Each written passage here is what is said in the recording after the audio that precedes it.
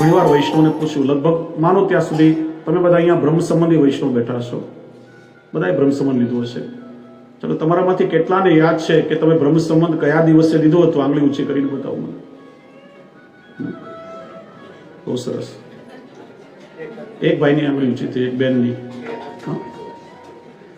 એની સામે આપણે જોઈએ તો લૌકિકમાં આપણા કેટલાયના બર્થડે આવતા હોય, કેટલાયની મેરેજ એનિવર્સરી આવતી હોય, આપણે એને ફ્લાવર બુકે આપણે આપીએ, ગ્રીટિંગ કાર્ડ આપણે એને મોકલીએ, SMS થી આજકાલ શુભકામના મોકલી દઈએ, વિશ કરીએ. આપણે કેટલી તારીખોને આપણે જીવનમાં યાદ રાખીએ છીએ. પણ એક પુષ્ટિ માર્ગીય વૈષ્ણવના જીવનમાં જે દિવસે શ્રી વલ્લભની કૃપાથી ઠાકોરજીની સાથે આપણું વરણ થયું હોય, એનાથી મોટી બીજી કઈ એનિવર્સરી હોઈ શકે? એ દિવસની સ્મૃતિ આપણને નથી. આજે આપણા લોકોની પરિસ્થિતિ એવી છે કે બાપ દાદા પાસેથી જેમ વારસો મળે એમ વારસાગત રૂપમાં આપણે લોકોએ ખાલી ધર્મને સ્વીકારી લીધો છે. વડીલો જે પરંપરા જીવતા હતા, નાનપણમાં એ પરંપરાની કંઠી આપણને બંધાવી લીધી, નાનપણમાં બ્રહ્મસમન લેવડાવી લીધું. આપણી પાસે એક્સક્યુઝ છે, બહુ યાદ નથી, બહુ નાના હતા, પણ આપણે આપણા બાળકોને કેટલું સ્મરણ કરાવ્યું. પરિણામે વૈષ્ણવનો વિસ્તાર તો આજે બહુ વધી રહ્યો છે.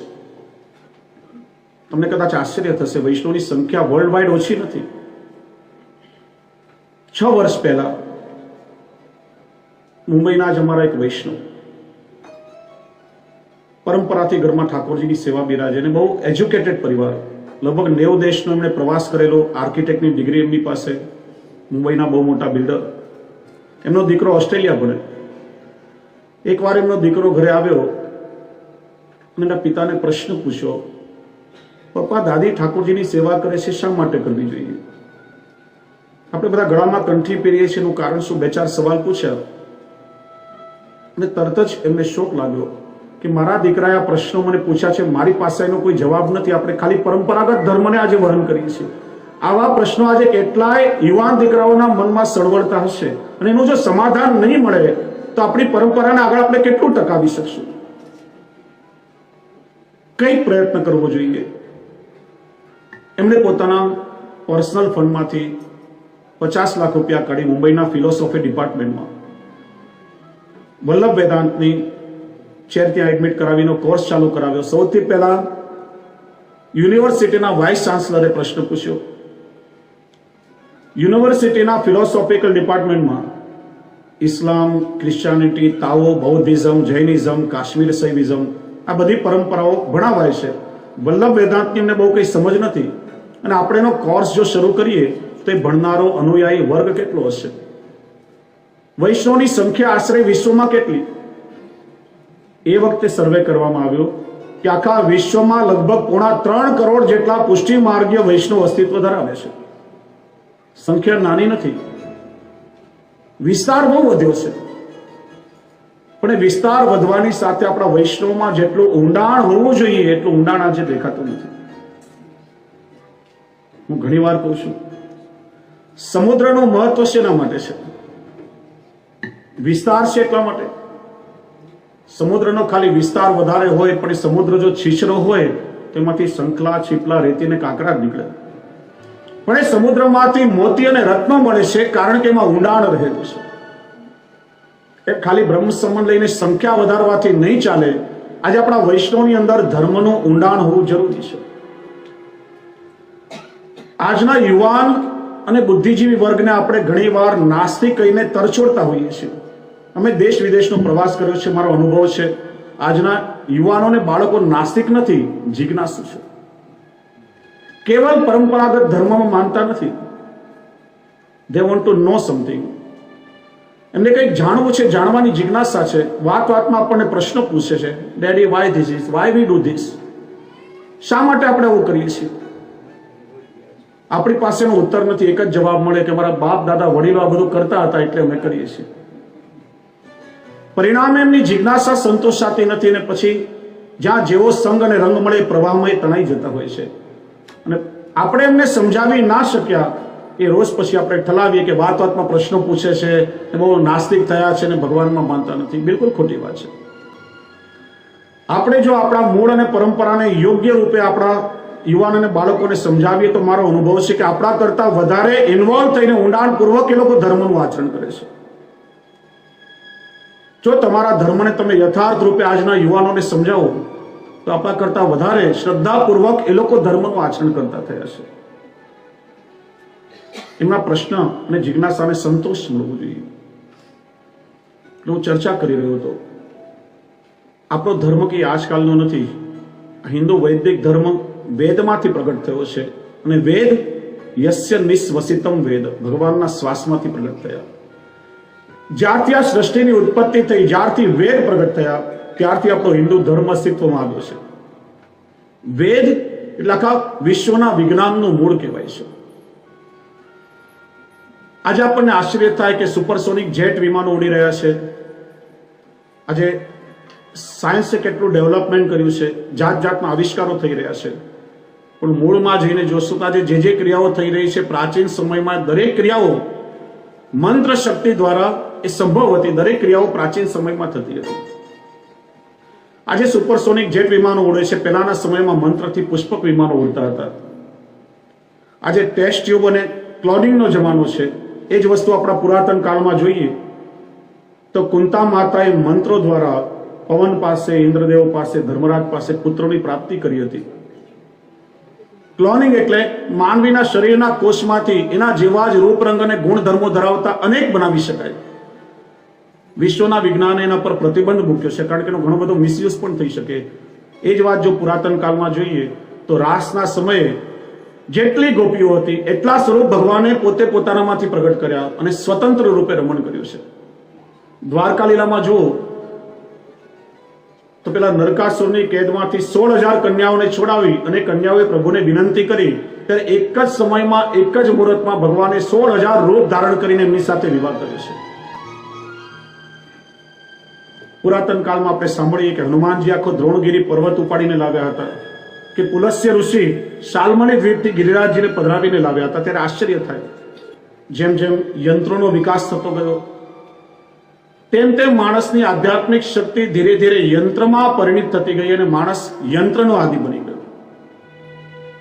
આપણી ક્ષમતા ઘટતી ગઈ. તમારો અનુભવ હશે કે આપણા વડીલો અને બાપ દાદાઓને જુઓ તો લાખો કરોડોનો હિસાબ આંગળીના વેઢે લોકો કરી નાખતા હતા. અને આજે એક વિદ્યાર્થી કેલ્ક્યુલેટર વગર એક નાનકડો સમ પણ કરી શકતો નથી. માણસના હાથમાં જે કલાઓ હતી અને માણસની જે બુદ્ધિ શક્તિ હતી એનું સ્થાન આજે કમ્પ્યુટરે લઈ લીધું છે. કદાચ 20 વર્ષ પછી એવો સમય આવે કે બહેનોએ દાળ શાકમાં વઘારમાં શું નાખવું, કેટલું મીઠું નાખવું, કેટલું, એ બધું કોમ્પ્યુટરને પૂછીને કરશે. અને ભાઈઓએ કયા શર્ટ સાથે કયો પેન્ટ મેચિંગ થાય, કેવા કલરની ટાઈ પહેરવી, કોમ્પ્યુટર કહેશે પ્રમાણે માણસ કરશે. આપણે સાવ ગુલામ બની જઈશું, કારણ કે આપણો આધ્યાત્મ આજે ખલાસ થયું છે. આપણા ધર્મના મૂળમાં વિજ્ઞાન છે. ઘણા લોકો કહેતા હોય છે વિજ્ઞાન એ જ ધર્મ છે. એ વાત યોગ્ય નથી. વિજ્ઞાન એ જ ધર્મ ક્યારે ના હોઈ શકે, કારણ કે વિજ્ઞાનના સિદ્ધાંતો હંમેશા બદલાતા રહ્યા છે અને એકના સિદ્ધાંતો બીજાએ તોડ્યા પણ છે. ત્યારે ધર્મ એ શાશ્વત અને સનાતન તત્વ છે. વિજ્ઞાન હંમેશા પ્રગતિશીલ રહ્યું છે, પણ વિજ્ઞાન એ ધર્મની સાથે જોડાયેલો એક અભિન્ન અંગ ચોક્કસ કહી શકાય. એટલે આ શિક્ષાપત્રના માધ્યમથી આપણા આચરણમાં ક્યાં ક્યાં કઈ રીતે વિજ્ઞાન છે એને પણ આપણે વિસ્તારથી સમજશું. કહેવાય ને કે કૂવામાં હોય તો હવેડામાં આવે. આપણને કંઈક સમજણ હશે અને આપણા બાળકો આપણને ઘરમાં પ્રશ્ન કરશે તો આપણે એને સમજાવી શકશું. એ જ આ શિક્ષાપત્રનો હેતુ છે કે આપણી પરંપરા, આપણું મૂળ, આપણી ધાર્મિક પ્રક્રિયાઓ એ વિજ્ઞાનના માધ્યમથી પણ આપણે સમય સમય પર સમજવાનો પ્રયત્ન કરશું. અણીમાં, ગરિમા, લઘીમાં આ બધી શક્તિઓને સિદ્ધિઓ આપણે ત્યાં બતાવાય છે. કોઈ પણ વસ્તુને વિશાળ સ્વરૂપ આપવું, કોઈ પણ વસ્તુનું કદ ઘટાડી દેવું, વજન વધારવું, વજન ઘટાડવું. અર્જુનને ભગવાને વિરાટ સ્વરૂપે દર્શન કરાવ્યા તો બલિરાજા માટે ભગવાન વામન પણ બની ગયા છે. કોઈ પણ વસ્તુ અશક્ય નથી. તો કે છે કે પુલસ્ય ઋષિ હથેળીમાં ગિરિરાજજીને લઈને કાશી જવા રવાના થયા. વચ્ચે વ્રજની ભૂમિ આવી અને એનું દર્શન થતા જ ઠાકોરજીની નિકુંજ લીલાનું સ્મરણ થયું કે પ્રભુએ આજ્ઞા કરી હતી કે સારસ્વત કલ્પમાં અહીંયા પ્રભુ લીલા પરિકર સાથે પ્રગટ થશે. મારે અહીંયા રહીને પ્રભુની સેવા કરવાની છે. ઋષિ જો મને કાશી લઈ જશે તો અનર્થ થશે. એમ વિચારી શ્રી ગિરિરાજજીએ પોતાના સામર્થ્યથી પોતાનું એટલું બધું વજન વધાર્યું, ઋષિને થાક લાગ્યો. ધરતી ઉપર ગિરિરાજજીને પધરાવ્યા અને શ્રમ નિવારણ કરીને જેવા પાછા લેવા જાય ત્યાં શ્રી ગિરિરાજજીએ વચન યાદ દેવડાવ્યું. તમે વચન આપ્યું હતું કે એકવાર જમીન ઉપર જ્યાં મને મૂકશો ત્યાં અમે અચલ થઈ જશું. હવે અમે અહીંથી આગળ નહીં વધીએ. ઋષિએ બહુ કાલાવાલા કર્યા પણ શ્રી ગિરિરાજજી એકના બે ન થયા.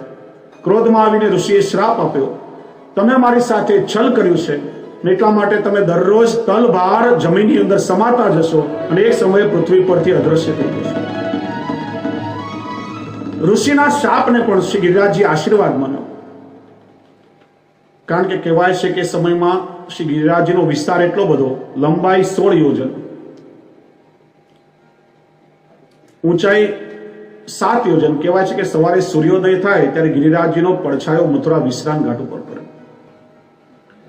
શ્રી ગિરિરાજજીએ વિચાર કર્યો કે ભવિષ્યમાં ભગવાન પ્રગટ થવાના છે, મારા પર ચરણ પધરાવીને અનેક લીલાઓ કરશે. મારું કદ જો મોટું હશે તો ભગવાનને પરિશ્રમ થશે, અને કદ નાનું હશે તો ભગવાનને એટલો પરિશ્રમ નહીં થાય. એમ વિચારી દિવસે દિવસે શ્રી ગિરિરાજજી તલભાર જમીનમાં સમાતા ગયા. 20-25 વર્ષ પહેલા જેણે શ્રી ગિરિરાજજીના દર્શન કર્યા હોય ને આજે તમે દર્શન કરો, એ ફરક તમે અનુભવી શકો કે આજે ગિરિરાજજીનું સ્વરૂપ કેટલું નાનું થયું. આજે લગભગ 100 ફૂટ જેટલી ઊંચાઈ રહી છે. કહેવાય છે કે શ્રી ગુસાઈજી જ્યારે ગિરિરાજજીનું પૂજન કરવા પધારે ત્યારે હાથીની અંબાડી પર બિરાજીને પૂજન કરે એટલી ઊંચાઈ મુખારબિંદની હતી. દંડોતી શિલાનું કદ શ્રી ગુસાઈજીના બરાબર હતું. દિવસે દિવસે શ્રી ગિરિરાજજી જમીનમાં સમાતા ગયા અને વળી શ્રી ગિરિરાજજીએ પોતાનું સ્વરૂપ માખણ જેવું કોમળ પણ બનાવી દીધું. વિચાર કર્યો કે પ્રભુના ચરણારવિંદ કેટલા કોમળ છે અને મારું સ્વરૂપ, મારી શિલાઓ જો કઠોર હશે તો પ્રભુના ચરણારવિંદને કેટલો પરિશ્રમ થશે.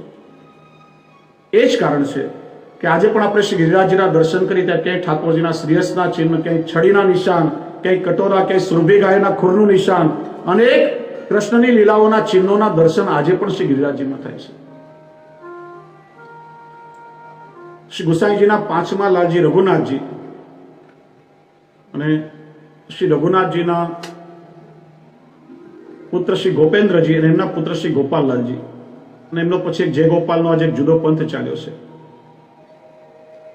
કે છે કે ગોપાલલાલજી બહુ 5-6 વર્ષની ઉંમરના હશે. ગિરિરાજજીની તળેટીમાં ખવાસના ખોળામાં ખેલી રહ્યા હતા. ખવાસના મનમાં સંશય થયો અને શ્રી ગોપેન્દ્રજીને પૂછ્યું કે મહારાજ, આપ તો અવારનવાર સત્સંગમાં કહો છો કે શ્રી ગિરિરાજજીનું સ્વરૂપ તો માખણ જેવું કોમળ છે, પણ આ શિલાઓમાં મને કોમળતાના દર્શન થતા નથી.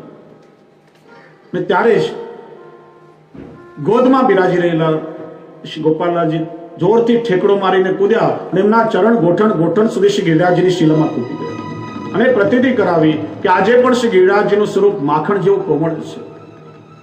પણ એ દર્શન કરવા માટે એવા દિવ્ય ચક્ષુ અને હૃદયનો એવો અલૌકિક ભાવ હોવો જોઈએ. તો કહેશે કે શ્રી ગિરિરાજજી શ્રી હરિદાસ વર્ય સ્વરૂપે પણ બિરાજે છે અને ભગવત સ્વરૂપે સેવ્ય પણ છે. હરિદાસ વર્ય એટલે શું? હરિ અને દાસ અને વર્ય એટલે શ્રેષ્ઠ. શ્રી ગિરિરાજજી હરિદાસ વર્ય સ્વરૂપે નિત્ય ઠાકોરજીની સેવા કરે છે. પ્રભુના સેવકોમાં શ્રેષ્ઠ ગણાય છે. ઠાકોરજી જ્યારે ગૌચારણ કરવા માટે પધારે ત્યારે શ્રી ગિરિરાજજીની તળેટીમાં સુંદર કોમળ ઘાસ પથરાય કે પ્રભુના ચરણારવિંદને પરિશ્રમ ન થાય અને પ્રભુની ગાયો એ કોમળ ઘાસને અર્પી શકે. પ્રભુને જ્યારે થાક લાગે ત્યારે ગિરિરાજમાંથી સુંદર કંદરાઓ પ્રગટ થઈ જાય જેમાં બિરાજીને પ્રભુ વિશ્રામ કરે. પ્રભુને તરસ લાગે, તૃષા લાગે ત્યારે ગિરિરાજમાંથી મધુર શીતળ જલના ઝરણાઓ પ્રગટ થઈ જાય, પ્રભુની તૃષાને શાંત કરે. પ્રભુને જ્યારે ભૂખ લાગે, ક્ષુધા લાગે ત્યારે વૃક્ષોના મીઠા ફળ અને કંદમૂળ લઈને એ પ્રભુની સેવા કરે, પ્રભુને અરોગાવે અને પ્રભુની ક્ષુધાને દૂર કરે. આમનું નામ પડ્યું છે આમ્યો. એવા શ્રી ગિરિરાજજી ભગવત સ્વરૂપે સેવ્ય પણ છે અને શ્રી હરિદાસ વર્ય સ્વરૂપે ઠાકોરજીની નિત્ય સેવા પણ કરે છે. એવા શ્રી ગિરિરાજજી આજે પણ નિત્ય બ્રજમાં બિરાજી અને ભક્તોના અનેક મનોરથોને પૂર્ણ કરે છે. શ્રી ગિરિરાજજીમાં ઠાકોરજીની 12 નિકુંજો વિદ્યમાન છે. અષ્ટ સખાઓના નિત્ય લીલાના પ્રવેશ દ્વાર છે અને ખટ ઋતુ એટલે છ ઋતુની નિત્ય લીલા ભાવના શ્રી ગિરિરાજજીમાં વિદ્યમાન છે. કહેવાય કે શ્રીજી બાવા સવારે જાગે તો નાથ જ દ્વારમાં, પણ વ્રજવાસીઓને શ્રીજી બાવાએ વચન આપ્યું હતું કે હું શ્રી ગિરિરાજજીને વ્રજ છોડીને ક્યારેય ક્યાંય નહીં જાઉં. એટલે આ રાત્રે શયન કરવા માટે આજે પણ શ્રીજી બાવા નિત્ય શ્રી ગિરિરાજજીની કંદરામાં પધારે છે. એટલા માટે શયનના સમયમાં શ્રી ગિરિરાજજીને શ્રીનાથજીના શૃંગાર થાય છે. કહેવાય છે એકવાર શ્રી ગુસાઈજી શ્યામ ઢાક પર શ્રી ગિરિરાજજીની તળેટીમાં બિરાજતા હતા. બહાર થોડો ઘોંઘાટ થયો, શોર બકોર થયો. ત્યારે શ્રી ગિરધરજીને પૂછ્યું કે બાવા જેને જુઓ તો આ શેનો ઘોંઘાટ થઈ રહ્યો છે? ત્યાં આવીને શ્રી ગિરધરજી બધું દ્રશ્ય જોયું ને આવીને પ્રસંગ શ્રી ગુસાઈજીને કહ્યું કે કાકાજી, ચમાર વ્રજમાં મોચીને ચમાર કહેવાય. ચમાર લોકોનો ગધેડો મરી ગયો છે અને પગથી ઘસીટતા ઘસીટતા લઈ જાય છે, એનો બધો ઘોંઘાટ થઈ રહ્યો છે. શ્રી ગુસાઈજી આજ્ઞા કરી કે વા ગધે કે ભાગ્ય કો કહા કહીએ, મોકો હોય એસો કર્યો. એ ગધેડો કેટલો ભાગ્યશાળી છે કે શ્રી ગિરિરાજની તળેટીમાંથી વ્રજની રજમાયના દેહને ઘસીટતા ઘસીટતા લઈ જાય છે. મારું આ શરીર છૂટી જાય તો મારા દેહને પણ વ્રજની રજમાંથી ખેંચતા ખેંચતા લઈ જજો. પણ શ્રી ગુસાઈજી તો સદેહે શ્રી ગિરિરાજની કંદરામાં પધાર્યા અને પધારતા પહેલા ઉત્તર ક્રિયા કરવા માટે પોતાના ઉત્તરીય વસ્ત્રને શ્રી ગિરધરજીને સોંપતા ગયા અને ઉત્તરીય વસ્ત્રને શ્રી ગિરધરજી એ જ રીતે વ્રજની રજમાંથી ખેંચતા ખેંચતા પધરાવીને ગયા અને એની ઉત્તર ક્રિયા કરી છે. એટલા માટે તો ભગવદીઓ ગાય છે, તરેટે શ્રી ગોવર્ધન કી રહીએ, તન પુલકિત બ્રજ રજ में लौटत गोविंद कुंड में नहीं. વૈષ્ણવ આપણે સૌ શ્રી ગિરિરાજજીની દંડવતી પરિક્રમા કરીએ છીએ. હમણાં 23 તારીખે જ અમારી શ્રી ગિરિરાજજીની દંડવતી પરિક્રમા સંપન્ન થઈ. લગભગ 650 વૈષ્ણવોએ અમારી સાથે દંડવતી પરિક્રમા કરી. ઘણા લોકો પૂછે કે પુષ્ટિ માર્ગમાં આપણે કોઈ સાધનો તો કરતા નથી, પ્રભુની સેવા જ મુખ્ય છે, તો પછી આ દંડવતી પરિક્રમા આદિ સાધનો શા માટે? થોડું એને સમજીએ.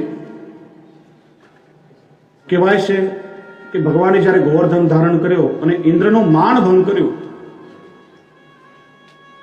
ઇન્દ્ર ઐરાવત હાથી પર બેસી સુરભી ગાયને સાથે લઈ અને પૃથ્વી પર નીચે આવ્યો અને જતીપુરાની આગળ જ્યાં ઇન્દ્રોલી ગામ છે ત્યાં ઐરાવત હાથી પરથી નીચે ઉતરી અને દંડવત કરતા કરતા શ્રી ગિરિરાજજીની સન્મુખ આવ્યો છે.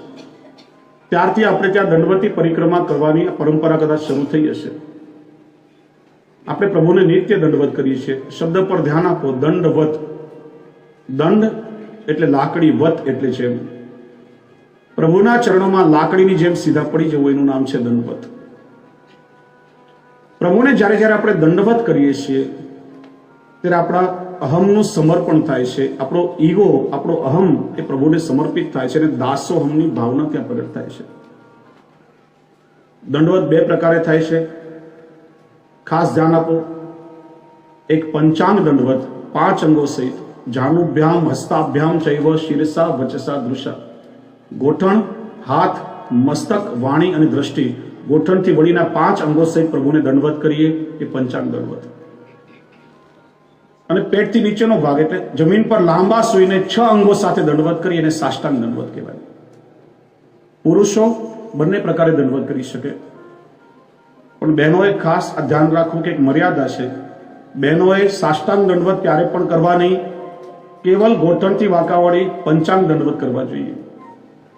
કારણ કે શાસ્ત્રની મર્યાદા છે. આ ધરતી છે પણ સ્ત્રી રૂપા છે અને એ હૃદયનો ભાગ એ ધરતીને લાગે તો શાસ્ત્રમાં અપરાધ મનાય છે.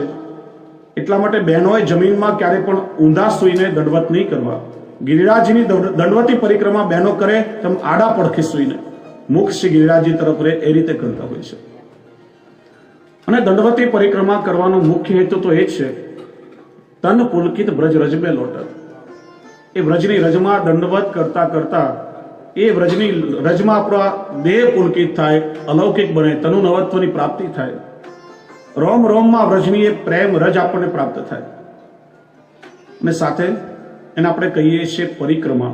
સમજીને થોડી છૂટી પાડો. પરિકરમાં પ્રત્યેક દંડવત કરતા કરતા પ્રભુને વિનંતી કરી છે કે પ્રભુ કૃપા કરો તો આપના પરિકરમાં અમને સ્થાન મળે, આપની નિત્ય લીલામાં પ્રભુ અમને સ્થાન મળે. આપણે શરીર તોડીને કોઈ લૌકિક સાધનો નથી કરતા, પણ એ દંડવતી પરિક્રમા કરવા પાછળનો પણ એક અલૌકિક ભાવ છે, અલૌકિક હેતુ છે. તો એ વ્રજની રજ છે, એ રજનું મહાત્મ્ય આપ સૌ જાણો છો. મુક્તિ એકવાર ભગવાનને પૂછ્યું કે ભગવાન, હું તો બધાને મુક્તિ આપું છું, પણ મને મોક્ષ કેવી રીતે મળે? મુક્તિ કહે ગોપાલ સો, મેરી મુક્તિ બતાવો. ભગવાને કહ્યું, બ્રજરાજ ઉડ મસ્તક લગે, મુક્તિ મુક્ત હે જાય. આ વ્રજની રજ ઉડીને તારા માથે લાગશે તો એ મુક્તિ તને પણ મોક્ષ મળી જશે. કહેવાય છે આજે પણ શ્રી ગિરિરાજજી પ્રગટ સ્વરૂપે નિત્ય બ્રજમાં બિરાજે છે. જુદા જુદા સ્વરૂપો શ્રી ગિરિરાજજી કૃપા કરીને દર્શન આપે છે. શ્રી ગિરિરાજજીનું એક સ્વરૂપ એ દુઃખ નિવારક સ્વરૂપ પણ પુષ્ટિ માર્ગમાં મનાય છે. પુષ્ટિ માર્ગમાં પુષ્ટિ જેવો ઠાકોરજીનો અનન્ય આશ્રય કરે છે અને પુષ્ટિ જેવો નિત્ય પ્રભુના સુખની કામના કરે છે. પોતાના સ્વાર્થ માટે પ્રભુ પાસે કોઈ માગણી કરતા નથી. પુષ્ટિ જેવો પ્રભુ પાસે ક્યારે કોઈ માનતા નથી. અને એટલા માટે શ્રી મહાપ્રભુજીને શ્રી ગુસાઈજીથી લઈ અને આદિ કવિઓથી લઈને અનાદિ કવિઓ સુધી આપણે જોઈએ તો પુષ્ટિ માર્ગમાં એક પણ પ્રાર્થના તમને નહીં મળે. કોઈ પણ આચાર્યોએ કે ભગવતીઓએ એક પણ પ્રાર્થનાઓ ગાઈ નથી. પ્રાર્થના કોને કહેવાય? હે ઈશ્વર ભજીએ તને. પ્રભુને આપણે ભજીએ શા માટે? ગુણ તારા નિત ગાઈએ, થાય અમારા કામ. પ્રભુ તને એટલા માટે ભજીએ કારણ કે અમારા કામ બધા તમારી કૃપાથી પૂરા થઈ જાય. એટલે પ્રભુની સાથે આપણે બિઝનેસ કરીએ છીએ. મારું આ કામ થઈ જાય તો એના બદલામાં પ્રભુ આ કરીશ. અને પ્રભુ પાસે આપણે જ્યારે કંઈ માગીએ તો માગવાનો અર્થ શું થાય કે પ્રભુના અંતર્યામિત્વ ઉપર અવિશ્વાસ કરવો. પ્રભુને ખબર નથી કે મને શું જોઈએ છે, એટલે પ્રભુ પાસે માગવું પડે છે. અને આપણને તો માગતા પણ ક્યાં કઈ આવડે છે. ઘણીવાર જીવ માગી માગીને પ્રભુ પાસે પોતાનું અહિત માગી લે છે. કુંભકર્ણ ઇન્દ્રાસન માગવા ગયો, પણ શું માગ્યો? નિંદ્રાસન. ભગવતીઓએ માગ્યું છે. યમુનાજીને વિનંતી કરી છે કે શ્રી યમુનાજી, આપ અમારા પર એવી કૃપા કરો, યહ પ્રસાદ હો પાવો. શ્રી યમુનાજી, યહ પ્રસાદ હો પાવો. પ્રસાદ એટલે કૃપા. મજ્જન કરો વિમલ જન પાવન, ચિંતા કરુષ બહુ. આપના પવિત્ર નિર્મળ જન્મમાં સ્નાન કરું અને સાથે બધી લૌકિક ચિંતાઓ અને ક્લેશ ટળી જાય. રહું નિસ્વાસર તિહારે નિકટ, રામ કૃષ્ણ ગુણ ગાવું. આપનું સાનિધ્ય, આપના તટ પર વાસ મળે અને પ્રભુના લીલાઓના ગુણગાન નિત્ય ગાવું. તિહારી કૃપાતે ભાનુકી તનયા હરિપદ પ્રીતિ બળાવું. હે સૂર્યપુત્રી કાલિંદી, એવી કૃપા કરો કે ઠાકોરજીના ચરણોમાં દિન પ્રતિદિન મારી પ્રીતિ વધતી જાય. માગો તો કંઈક અલૌકિક માગો. વિજ્ઞપ્તિ કરાય, પ્રભુના સુખ માટે વિજ્ઞપ્તિ થાય, પણ પુષ્ટિ માર્ગમાં ક્યારે પ્રાર્થનાઓ ન ગવાય. આપણે ત્યાં જે 16 ગ્રંથાદી સ્તોત્ર છે એના 2 પ્રકાર છે. એક શ્રી મહાપ્રભુજીના ઉપદેશાત્મક ગ્રંથો અને બીજું સ્તોત્ર. સ્તોત્ર કોને કહેવાય?